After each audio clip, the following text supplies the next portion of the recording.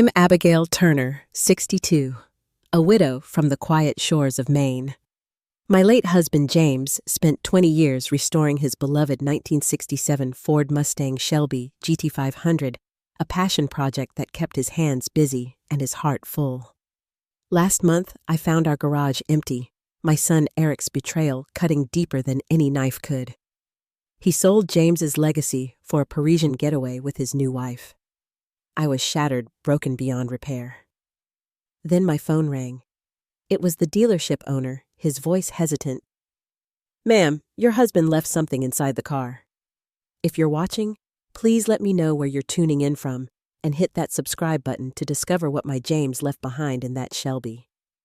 James and I shared 35 years of marriage before a heart attack took him from me 3 years ago. We weren't wealthy by any means, but we built a comfortable life in our little coastal town of Harborview. Our modest 2-story home with the blue shutters was just 2 miles from the mechanic shop James owned and operated for nearly 4 decades. That shop was his kingdom, where locals brought their vehicles knowing they'd receive honest work at a fair price. But James's true passion lived in our garage at home. In 1999, he came home with what I could only describe as a rusted shell of a car hitched to a trailer. His eyes sparkled like a child on Christmas morning as he proudly announced, "Abby, this is a 1967 Shelby GT500. One day, she'll be the most beautiful machine you've ever seen." I remember laughing and saying, "If you say so, dear." I didn't understand then what that car would come to mean to both of us. Every weekend, James would be in that garage. During summer, the wide door would stay open and I'd bring him iced tea while he worked. During our harsh Maine winters, he'd have a little space heater going his breath visible in the cold as he carefully restored each part of that Shelby. "This isn't just any car," he'd explain, wiping grease from his hands. "Carol Shelby only made a little over 2,000 of these beauties in '67. Finding one in any condition is rare. Restoring her properly, that's my legacy." The car became more than a hobby. It was his meditation. When work was stressful, he'd disappear into the garage. When his mother passed away, the methodical work of restoration helped him process his grief. When he was diagnosed with high blood pressure in his 50s, his doctor actually encouraged the hobby as a stress reliever. James kept a detailed journal of every restoration step, every part he sourced, every challenge he overcame. He'd often read passages to me over dinner, technical details flying over my head, but his enthusiasm was contagious. I fell in love with that car through his eyes. "When she's finished," he promised countless times over those 20 years, "we'll drive cross-country Abby, Route 66, the Grand Canyon, the Pacific Ocean, just you, me, and this beautiful machine." The restoration was painstakingly slow because James insisted on authenticity. He hunted down original parts connected with Shelby enthusiasts across the country and saved every penny he could to fund his dream. The engine alone took 3 years to rebuild to factory specifications. As we entered our 60s, James worked even more diligently. "Time isn't infinite," he'd say. Finally, 20 years after bringing home that rusted shell, he turned the key in the ignition and the Shelby roared to life. The metallic blue paint gleamed in the sunlight, the white racing stripes perfectly applied. Every chrome detail sparkled. It was truly magnificent. 3 months later, James collapsed in his shop. A massive heart attack. He was gone before the ambulance arrived. In the fog of grief that followed, the Shelby sat untouched in our garage. I couldn't bear to look at it, but I couldn't bear the thought of selling it either. That car contained 20 years of James's love, patience, and craftsmanship. It was his legacy, his masterpiece. Our son Eric suggested selling it almost immediately after the funeral. "Mom, that car is worth a small fortune. Dad would want you to be financially secure," he said, his tone practical, detached. Eric had always been ambitious, different from his father. Where James found joy in creating and fixing things, Eric chased success and status. He'd moved to Boston after college, working in finance and living a life very different from our simple existence in Maine. 2 years after James passed, Eric married Stephanie, a beautiful interior designer, nearly 10 years his junior. I tried to welcome her into our family, but there was always a coolness between us.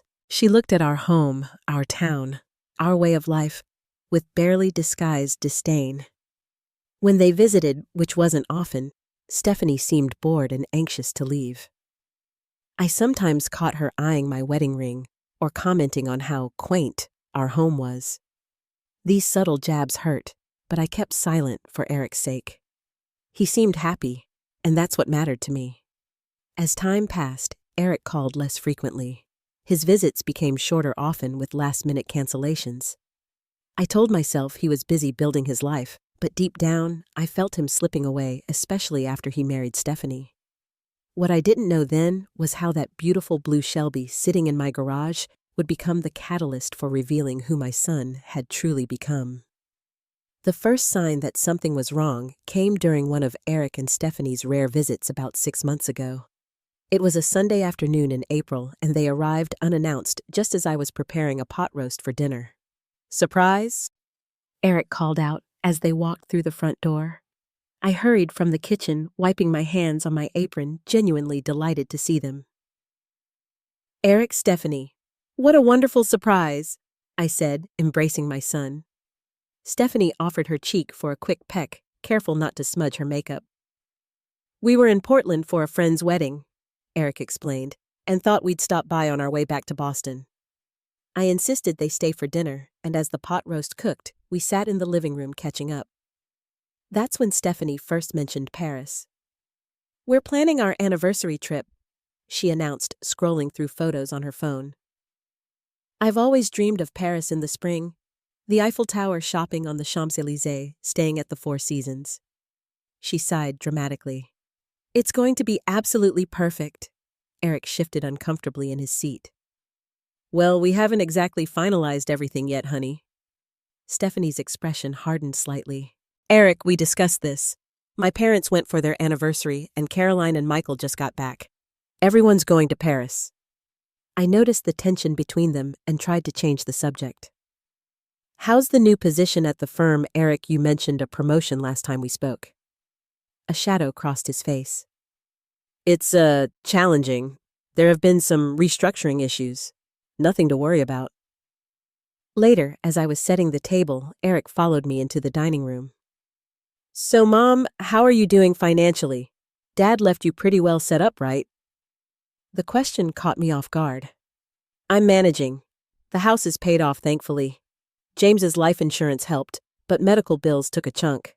I'm careful with expenses." Eric nodded, his expression unreadable. "And the car, Dad's Shelby. It must be worth quite a bit now that it's fully restored." "I suppose it is," I replied cautiously. "A collector offered me $150,000 last year, but I couldn't part with it. It's all I have left of your father's passion." Eric's eyes lit up at the figure. $150,000, that's a lot of money sitting in the garage, Mom." After dinner, Eric asked to see the Shelby. I led them to the garage, flipping on the lights to reveal James's masterpiece under its protective cover. I pulled the cover off carefully, revealing the gleaming metallic blue paint. "It's stunning," Eric whispered, running his hand along the fender. "Dad did incredible work." Stephanie seemed less impressed. "It's just a car," she muttered. "An old car." I felt a flare of irritation. "This isn't just any car, Stephanie. Your father-in-law poured his heart and soul into this Shelby for 20 years. He finished it just before he died." She shrugged, already looking bored. "Well, it seems silly to keep it just sitting here. No one even drives it." "I drive it once a month just to keep everything running smoothly," I countered. "James would have wanted it cared for." As we were heading back inside, Eric asked casually, "Mom, do you still have the spare key? In case of emergency, maybe I should have one. What if something happened to you and the car needed to be moved?" His reasoning seemed sound enough. I went to the kitchen drawer where I kept important keys and handed him the spare. "Don't lose it," I said, half joking. "Your father would come back to haunt us both." Eric pocketed the key with a smile that didn't quite reach his eyes. "Of course not. Just being practical." The next day, my friend Nancy came over for our weekly coffee. When I mentioned Eric and Stephanie's visit, her expression grew concerned. "Abigail, I don't want to speak ill of your son, but have you heard the rumors Tom's nephew works at the same firm as Eric in Boston? He says Eric's been having money troubles. Something about investment losses." I immediately defended him. "Nancy, that's just workplace gossip. Eric would tell me if he was in trouble." But as the weeks passed, I noticed Eric calling more frequently, something that would normally delight me, but now stirred unease. During these calls, he'd often circle back to the Shelby, asking casual questions about where I kept the paperwork and if I'd considered having it appraised. During his next visit, I caught him making a secretive phone call in the garden. His voice was hushed, his manner agitated. When he saw me watching through the kitchen window, he quickly ended the call and pocketed his phone, offering a too bright smile when he came inside. I should have trusted my instincts. I should have seen the signs. But he was my son, my only child. I couldn't imagine he would betray me the way he did. The day I discovered the betrayal began like any other. It was a Tuesday in early June, sunny with a gentle breeze coming off the ocean. I woke up, had my usual coffee and toast, then made a shopping list for groceries. The pantry needed restocking, and I planned to make James's favorite beef stew that weekend, a small ritual I maintained to keep his memory alive. The local market was bustling with early summer tourists. I took my time chatting with familiar faces, picking fresh vegetables from the produce section. Mrs. Callahan, behind the bakery counter, slipped an extra blueberry muffin into my bag, for later, a kindness that brought a smile to my face. I arrived home around 11:30, arms laden with grocery bags. Something felt off immediately. The garage door was slightly ajar, which was strange because I was always careful to close and lock it. Setting the grocery bags on the kitchen counter, I went to investigate, my heart beginning to race with unexplained anxiety. The moment I pushed open the garage door fully, my world collapsed. The space where the Shelby should have been was empty. Just an oil stain on the concrete floor marked where James's pride and joy had sat for over 2 decades. I stood frozen, unable to process what I was seeing. My first coherent thought was that the car had been stolen. With shaking hands, I pulled out my phone and called the police, reporting the theft of the Shelby. Then I tried calling Eric, but the call went straight to voicemail. "Eric, it's Mom. The Shelby is gone. Someone broke into the garage and stole Dad's car. Please call me as soon as you get this." Officer Reynolds arrived 20 minutes later. He was young, probably newer to the force, but he took detailed notes as I described the car and its value. "Was there any sign of forced entry, Mrs. Turner?" he asked, examining the garage door and locks. "No," I admitted, "but I always lock up. Someone must have picked the lock or had a key." The officer frowned. "And who besides you has keys to the garage?" I hesitated. "Just my son Eric. I gave him the spare key to the car a few months ago, but he lives in Boston. He wouldn't have taken the car without asking." Officer Reynolds continued his inspection, but I could tell from his expression that without signs of forced entry, he was already considering this might not be a straightforward theft. As he was writing up his report, my phone rang. It was Eric. I answered immediately, putting the call on speaker so Officer Reynolds could hear. "Mom, I got your message. What's going on?" Eric's voice sounded strange tight. "The Shelby is gone. Eric, I came home from grocery shopping and the garage was empty.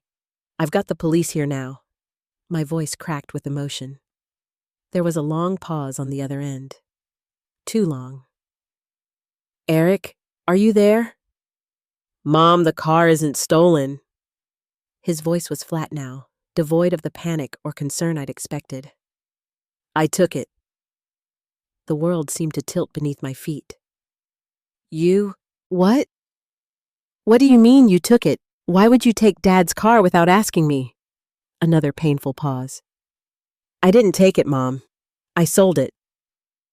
Officer Reynolds raised his eyebrows and quietly closed his notebook. This was clearly becoming a family matter, not a criminal one. "You sold your father's car!" I was shouting now, disbelief and rage coursing through me. "How could you—" "That car wasn't yours to sell. Stephanie wanted Paris for our anniversary," Eric replied, his voice taking on a defensive edge. "We needed the money. Look, Mom, it's just a car. Dad's gone. He doesn't need it anymore. You need to get over it and move on." The casual cruelty of his words struck me like a physical blow.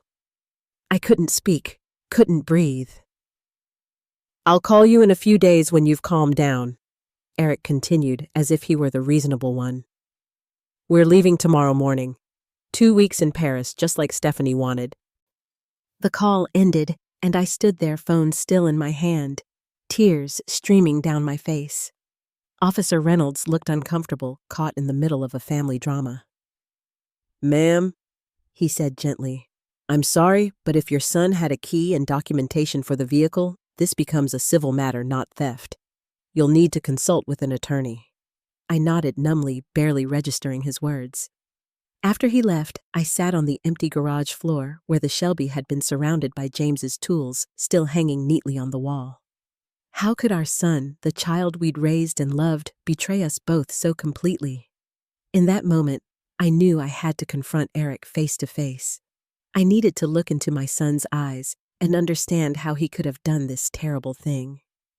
I drove to Eric and Stephanie's Boston brownstone in a fog of grief and rage, my hands clutching the steering wheel so tightly my knuckles turned white. The 2-hour drive gave me plenty of time to cycle through every emotion: disbelief, heartbreak, fury, and a profound sense of betrayal that made my chest physically ache.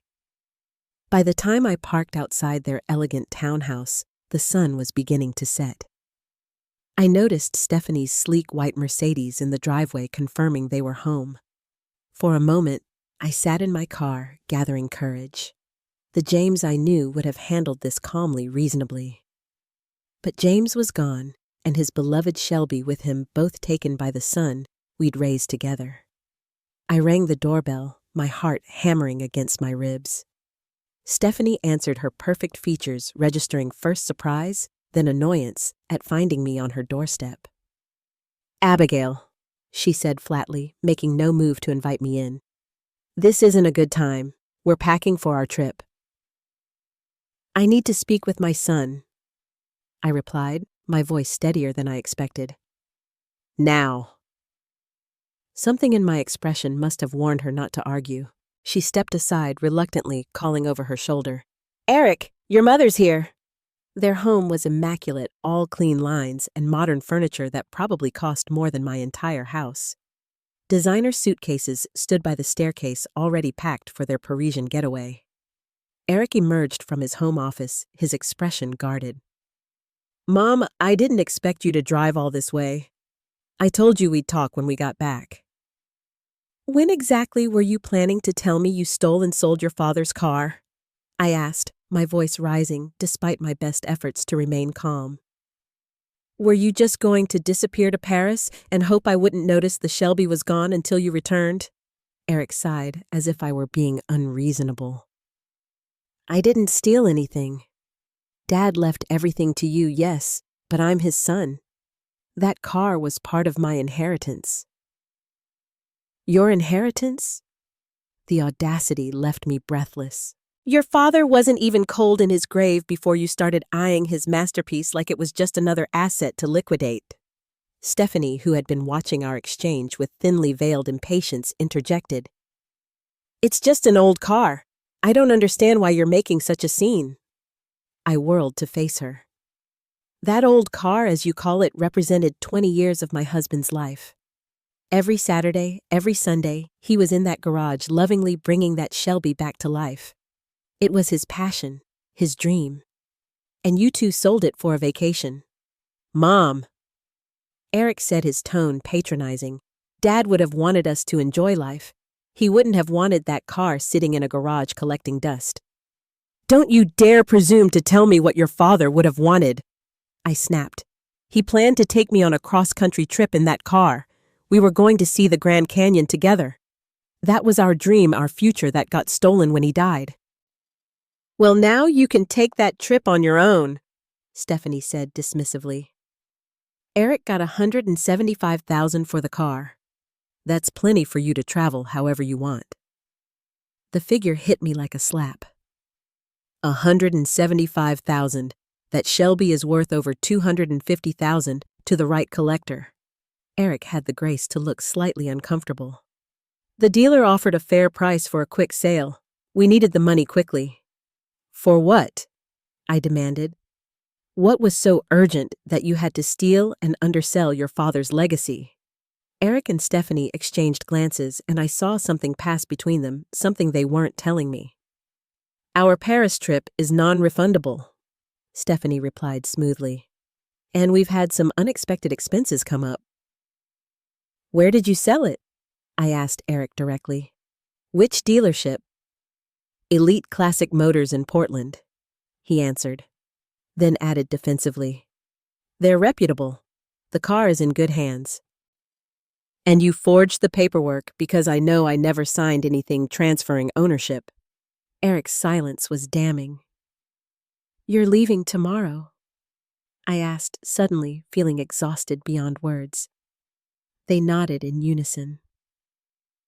Then I hope Paris is everything you dreamed it would be, Stephanie, I said quietly. I hope the Eiffel Tower and designer shops bring you joy. I hope whenever you look at your photos from this trip, you remember they were paid for with a piece of my heart. I turned to my son, the child I'd carried, raised, loved unconditionally. And you, Eric, I hope you realize what you've thrown away. Not just your father's car, but his trust, his love, his memory, and mine. Eric's face hardened. You're being melodramatic, Mom. We're leaving for Paris tomorrow. When we get back, you'll have calmed down and realized it's just a car. You can't take things with you when you die. His callousness left me speechless. I turned and walked out, tears blinding me as I fumbled for my car keys. Inside my old Honda, I finally broke down, completely sobbing until I could barely breathe. When I eventually pulled away from their perfect brownstone, I was driving so erratically that I nearly sideswiped a parked car. Somehow, I made it home safely, though I remember little of the drive. I walked straight to the empty garage and sat on James's old work stool, surrounded by his tools and the lingering scent of motor oil. In that moment, I felt more alone than I ever had, even in the darkest days after James died. Nancy came over when I called her, bringing wine and a sympathetic ear. She held me while I cried and raged at Eric's betrayal. That's not how we raised him, I kept saying. James would be so ashamed. That night, I couldn't sleep. I sat at the kitchen table looking through old photo albums, James working on the Shelby. His face smeared with grease, but beaming with pride. Eric, as a boy, sitting on a crate in the garage, watching his father work with wide-eyed admiration. When had that admiring boy turned into the cold, calculating man who could sell his father's legacy without a second thought? As dawn broke over the Atlantic, I was still at the kitchen table, emotionally drained, but resolute. In one thing, I would not let this betrayal destroy me. Somehow I would find a way forward with or without the Shelby, with or without the son I thought I knew. The phone rang at 7:15 the next morning, startling me from a fitful doze at the kitchen table. I answered automatically, my voice rough from crying. Mrs. Turner, Abigail Turner. The male voice on the other end was unfamiliar. Yes, speaking, I replied, straightening in my chair. Mrs. Turner, my name is Marcus Wilson. I'm the owner of Elite Classic Motors in Portland. He paused briefly. I believe I recently purchased your late husband's 1967 Shelby GT500. My heart leapt painfully in my chest. Yes, my son sold it to you, without my knowledge or consent. That's what I suspected, Marcus replied, his tone gentle but businesslike. Mrs. Turner, I've been in the classic car business for 30 years. When someone brings in a vehicle of this caliber, especially one with such extensive and meticulous restoration work, I expect them to know the car, inside and out. And my son didn't. I guessed, a spark of hope igniting. No, ma'am, he did not. Couldn't tell me what carburetor was installed, didn't know about the custom suspension adjustments. When I asked about the original paint code versus the current color, he looked blank. I closed my eyes, picturing James carefully selecting that specific shade of blue after weeks of deliberation. Marcus continued. But what really caught my attention was what I found in the glove compartment last night when I was doing my final inspection before listing the car. What did you find? I asked, barely breathing. A leather-bound journal. 20 years of detailed notes, restoration logs, parts inventories. Your husband's name is on every page, Mrs. Turner, not your son's. James's restoration journal. He'd kept meticulous records of every step, every part, every hour spent on that car. I thought it had been on his workbench, but he must have placed it in the Shelby after completing the restoration. Mrs. Turner, this journal tells the story of a man who loved this car, who put his heart and soul into restoring it properly. And tucked in the back pages, there's something else. Something I think was meant for you. My throat tightened. What is it? A sealed envelope with your name on it.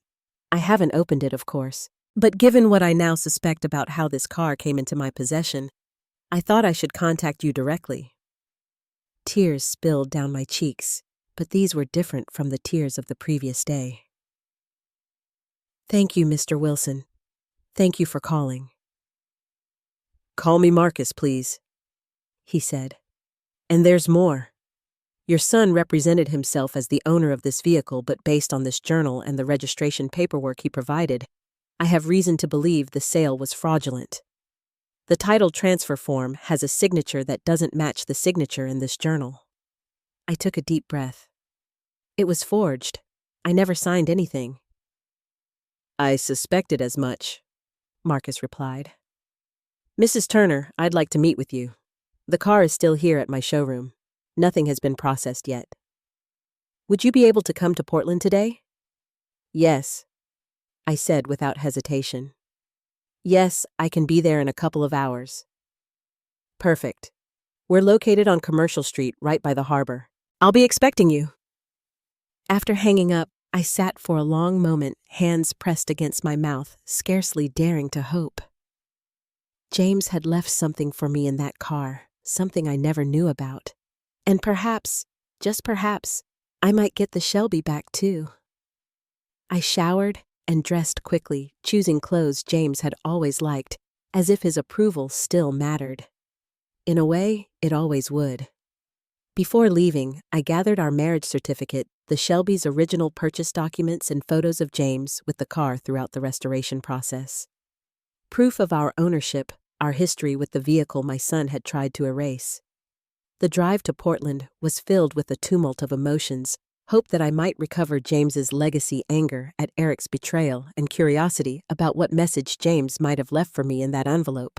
What final words from my husband had been sitting in that glove compartment all this time? When I arrived at Elite Classic Motors, I was struck by the showroom's elegance. Gleaming vintage cars sat on polished floors under perfect lighting, each with a small placard detailing its history and specifications. This was no ordinary used car lot. This was a gallery celebrating automotive history. I approached the receptionist, a young woman with a warm smile. I'm Abigail Turner. I'm here to see Marcus Wilson. Her expression brightened with recognition. Yes, Mrs. Turner. Mr. Wilson is expecting you. Please follow me. She led me through the showroom to a private office at the back, and there, visible through a large window, sat James's Shelby, its metallic blue paint gleaming under the showroom lights, white racing stripes perfect against the blue chrome details sparkling like new. The sight of it made my knees weak. It was still here, still intact, still as beautiful as the day James had completed it. Marcus Wilson stood as I entered his office. He was older than I'd expected, perhaps in his late 60s, with silver hair and the weathered hands of someone who had worked with cars his entire life. "Mrs. Turner," he said warmly, extending his hand. "Thank you for coming." Marcus Wilson's handshake was firm, his eyes kind, but assessing, as he gestured for me to take a seat.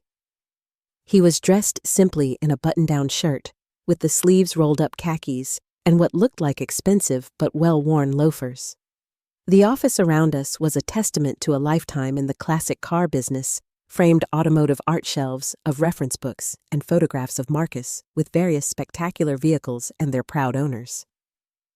"I want you to know," he began, settling into his chair, "that in 30 years of business, I've developed a sense for when something isn't quite right. When your son brought in that Shelby yesterday claiming it was his to sell, something felt off from the start." I nodded, grateful for his intuition. "Eric knows cars, but not like his father did. James lived and breathed that Shelby for 20 years. Marcus picked up a leather-bound book from his desk and handed it to me. "This is what convinced me to call you." The moment my fingers touched the worn leather, emotions surged through me. This was James's journal, his meticulous record of every hour spent on the Shelby. I'd seen him writing in it countless evenings, his handwriting neat and precise, detailing each restoration step, each challenge, overcome each triumph celebrated. "He documented everything," Marcus said, his voice soft with respect.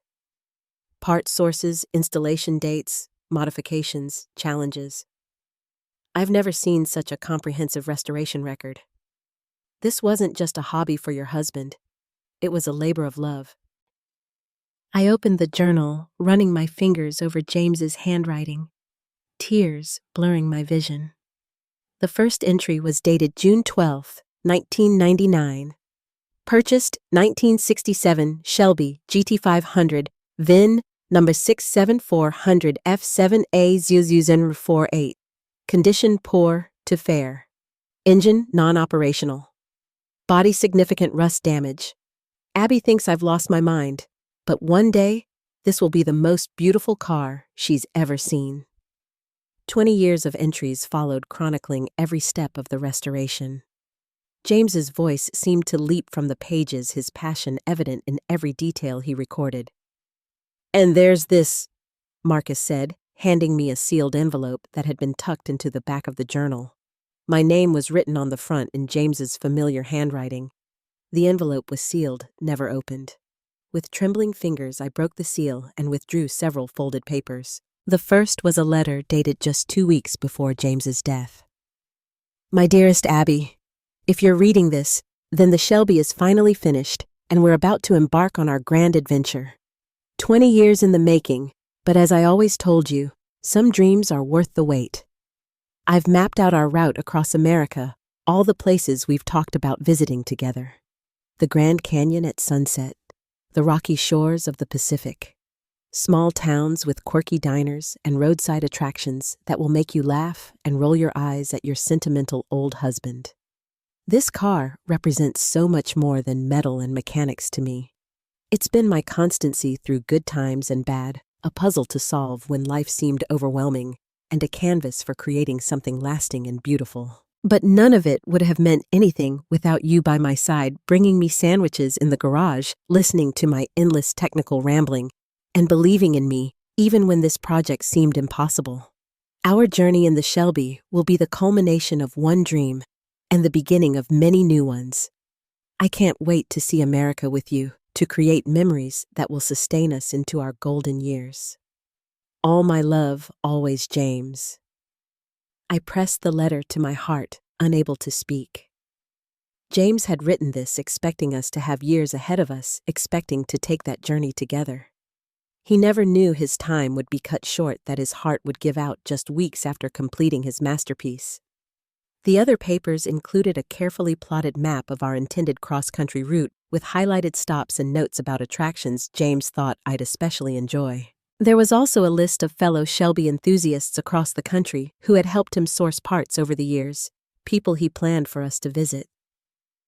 When I finally looked up, Marcus was watching me with compassion in his eyes. Your husband created something truly special, Mrs. Turner. Not just the car, but this story, this journey he planned for you both. I nodded, still clutching James's letter. And now you understand why I can't lose this car. It's all I have left of our dream together. Marcus leaned forward, his expression serious. Let me be clear about the situation. Your son sold me this vehicle yesterday for $175,000. I've already issued a bank draft, which I assume he's deposited or cashed. My heart sank, but Marcus continued.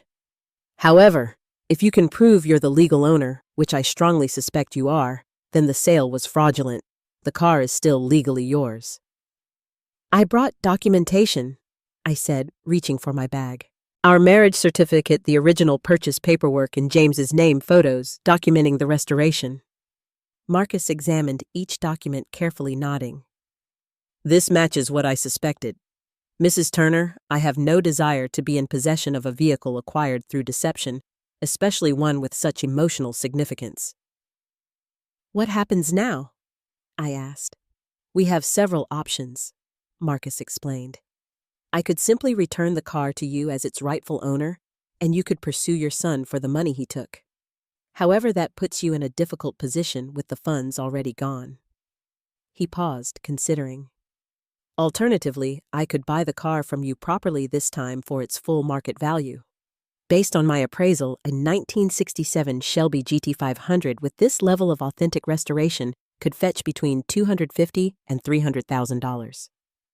The figures made my head spin. That kind of money would secure my future, allow me to live comfortably without financial worry.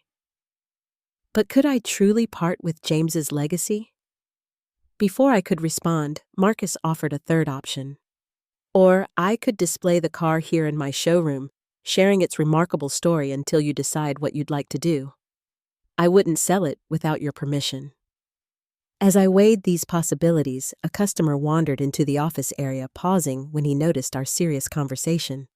He was about to retreat when his eyes fell on the journal and maps spread across Marcus's desk.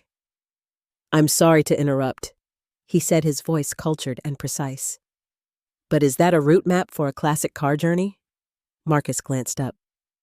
It is indeed, Lawrence. This is Mrs. Turner, whose late husband restored the blue Shelby we just acquired. Or rather, thought we acquired.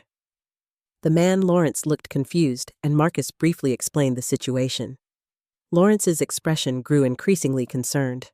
Mrs. Turner, my name is Lawrence Harrington. I'm an attorney specializing in estate and property law. He handed me a business card from his jacket pocket. And it sounds to me like you have a clear case of fraud and conversion. Conversion? I asked. The legal term for when someone takes property they don't own and treats it as their own, including selling it, Lawrence explained. Based on what I'm hearing, your son had no right to sell that vehicle. If you'd like, I'd be happy to offer some pro bono advice on your situation. It was as if the universe was suddenly aligning to help me after the crushing betrayal of the previous day.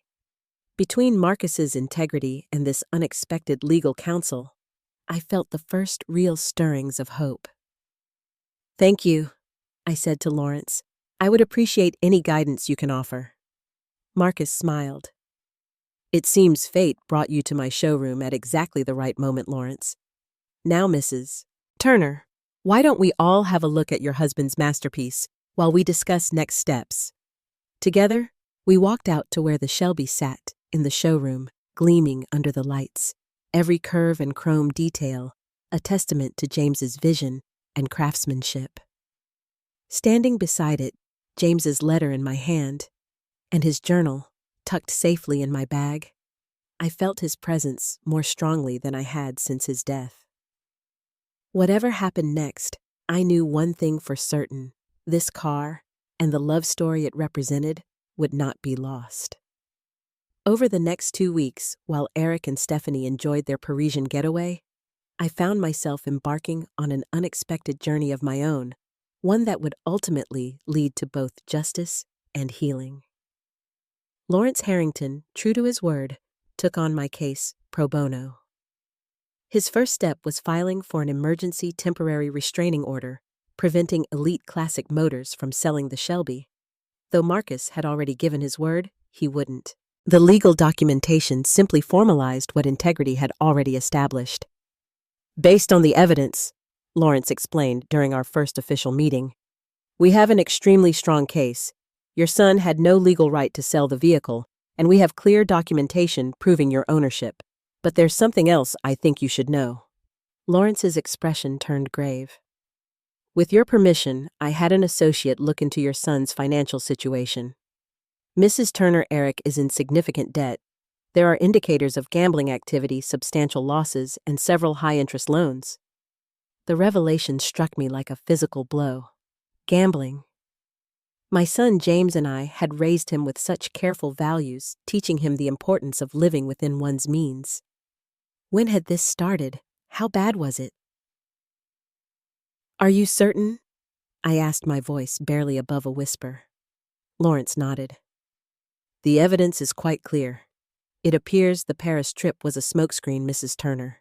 While some of the money likely went toward their vacation, I suspect a significant portion was intended to cover gambling debts. Though painful, this new information helped make sense of Eric's desperate actions. He hadn't just betrayed me out of callousness or greed. He had been drowning and saw his father's car as a lifeline. It didn't excuse his actions, but it helped me understand them. Meanwhile, Marcus Wilson had become an unexpected ally and friend. He invited me to the showroom several times where we'd sit near the Shelby, sometimes talking, sometimes simply appreciating James's craftsmanship in comfortable silence. Your husband had an exceptional eye for detail, Marcus remarked one afternoon. The way he matched the original factory specifications while incorporating subtle modern improvements for safety and reliability, it's masterful work. During these visits, Marcus shared stories from his own life, how he'd started as a mechanic's apprentice at 16, his first restoration project, a 1955 Thunderbird, and how he'd built Elite Classic Motors from a small garage into one of the most respected classic car dealerships in New England. My late wife Eleanor used to say I loved cars more than people, he confided with a wistful smile. She wasn't entirely wrong, but she understood it was never just about the vehicles. It's about the stories, the history, the passion they represent. Your husband understood that too, I think. 1 week into Eric's Paris trip, Stephanie began posting lavish photos on Instagram Champagne at the Eiffel Tower, shopping bags from designer stores along the Champs-Élysées, elaborate meals at Michelin-starred restaurants. Each image felt like salt in an open wound, knowing that James's legacy had funded this extravagance. Lawrence noticed my distress during our next meeting. Try not to torture yourself with those images, Abigail. They're building evidence for our case. Every expensive dinner and designer purchase demonstrates what the money from the fraudulent sale was used for.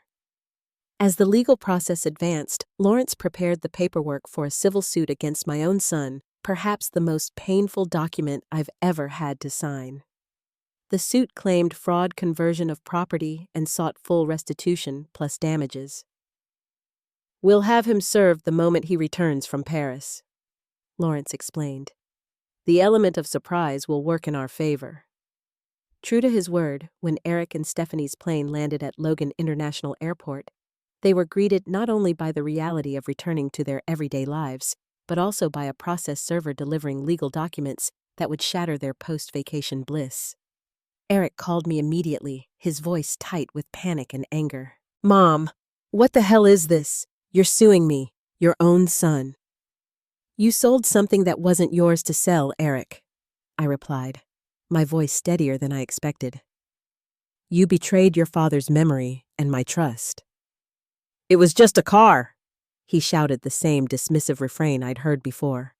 No, Eric, it was never just a car. But more importantly, it wasn't yours. And now we've discovered why you really needed the money. His silence told me Lawrence's investigation had hit the mark. The gambling, Eric. The debts. How long has this been going on? I heard him inhale sharply. Who told you about that? It doesn't matter. What matters is that you stole from me to cover your gambling debts, then tried to pass it off as a romantic gesture for your wife. Mom, please. His voice cracked slightly. You don't understand how bad things got. I was desperate. Then you should have come to me honestly. I would have helped you, Eric. I'm your mother. But instead, you chose to steal your father's legacy. The conversation ended with Eric promising to make things right, though what that meant remained unclear. 3 days later, I found out. The hearing was set for 9 o'clock on a Tuesday morning at the county courthouse. Lawrence had prepared me for what to expect: the formal proceedings, the evidence presentation, Eric's potential counter-arguments. What neither of us anticipated was Eric's demeanor when he arrived without Stephanie looking haggard and defeated. Before the judge even called our case, Eric approached us in the hallway. Mom, he began, his voice barely audible. I can't fight this. You're right. What I did was wrong. The car was Dad's and yours. I had no right to sell it. Lawrence and I exchanged glances, surprised by this sudden capitulation. Stephanie left me, Eric continued, looking down at his hands. When she found out about the gambling, about the debts, about this lawsuit, she packed her things and went to stay with her parents. She said she didn't sign up for this. Despite everything, my heart ached for my son. Eric, I'm sorry about your marriage, but... No, he interrupted, finally meeting my eyes. Don't apologize. This is all my fault. The gambling started 2 years ago. Small bets at first, then bigger ones trying to win back what I'd lost. I've been lying to everyone, to Stephanie, to my colleagues, to you. The judge called our case, and instead of the contentious hearing we'd anticipated, Eric stood before the court and admitted everything: the unauthorized taking of the Shelby, the forged paperwork, the fraudulent sale. The car legally belongs to my mother, he stated clearly for the record. I acted without her knowledge or permission. The judge, a woman in her 60s with shrewd eyes and a no-nonsense demeanor, listened carefully before issuing her ruling. The sale was invalid, the Shelby was to be returned immediately to its rightful owner, and Eric was ordered to repay the full amount to Marcus Wilson. Given the defendant's admission and apparent remorse, she added, I'm not imposing additional penalties at this time. However, Mr. Turner, I strongly suggest you seek professional help for your gambling addiction. Outside the courtroom, Eric approached me again, his expression raw with shame and regret. Mom, I don't know how to make this right. The money's mostly gone. The trip, the debts. I can't pay it back all at once. It was Lawrence who offered the solution. A structured repayment plan. Your mother keeps the car, Marcus gets his money back over time, and you get the help you need. And so, an agreement was drawn up. Eric would enter a gambling addiction treatment program and make monthly payments until the debt was fully satisfied.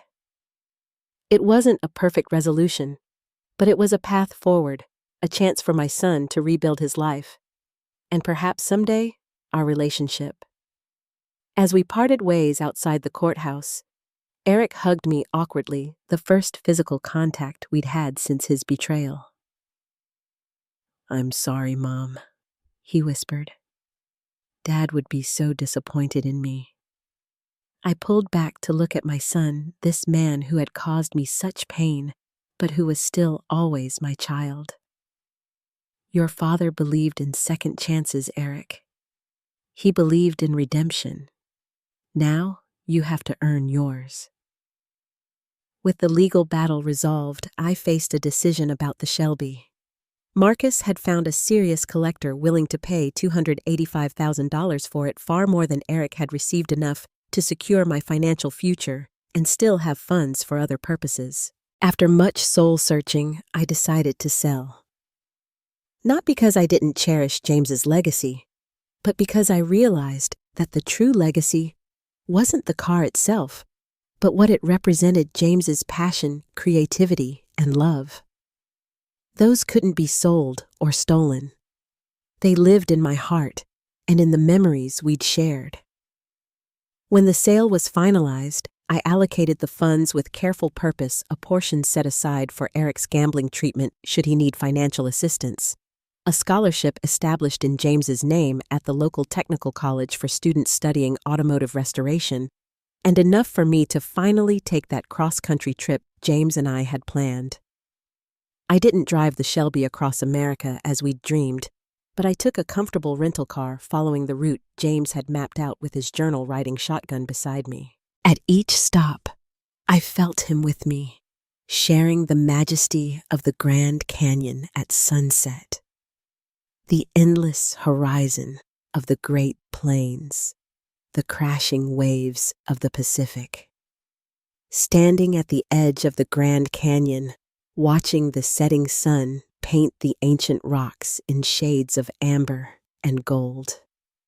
I opened James's journal to a blank page near the end and wrote my own entry. Made it to the Grand Canyon today, James. It's more beautiful than we ever imagined. I wish you were here to see it with me, but in a way, you are. I feel you in the breeze, see you in the changing light. Our journey didn't happen the way we planned, but it happened. I love you, always. 3 months after my return, Eric completed his initial treatment program and joined a regular support group. Our relationship remains a work in progress, fragile but healing. Stephanie filed for divorce, unwilling to weather the financial and emotional storm of Eric's recovery. It was another painful blow, but perhaps a necessary one for his growth. As for Marcus Wilson, he's become a dear friend. We meet for coffee regularly, sharing stories of James's restoration projects and Marcus's adventures in the classic car world. Sometimes, I think James would be pleased to see us together, united by a mutual appreciation for craftsmanship and authenticity. The journey that began with betrayal and heartbreak has led me to unexpected places, teaching me that while we can't control what happens to us, we can choose how we respond. James understood that. Each time the Shelby broke down, or a part proved difficult to find, he simply adjusted his approach and kept moving forward. I've learned to do the same. Today, sitting on my porch overlooking the Atlantic, James's journal open on my lap, I finally feel at peace. The Shelby may belong to someone else now, but the love, passion, and craftsmanship it represented will always be mine to treasure. If there's one thing this experience has taught me, it's that true value isn't found in possessions, no matter how cherished. It's found in how we honor those we've lost, in the forgiveness we offer those who've hurt us, and in the courage to continue our journey, even when the road ahead takes an unexpected turn. Have you ever had to let go of something you treasured to find healing, or discovered that something you thought was lost forever had actually transformed into something new? Share your stories in the comments below, and don't forget to like, subscribe, and share if this story touched your heart. Remember, sometimes our greatest losses lead to unexpected blessings, and the journey, though different than planned, is still worth taking. Thank you for listening, and until next time, keep your memories close and your heart open to new possibilities.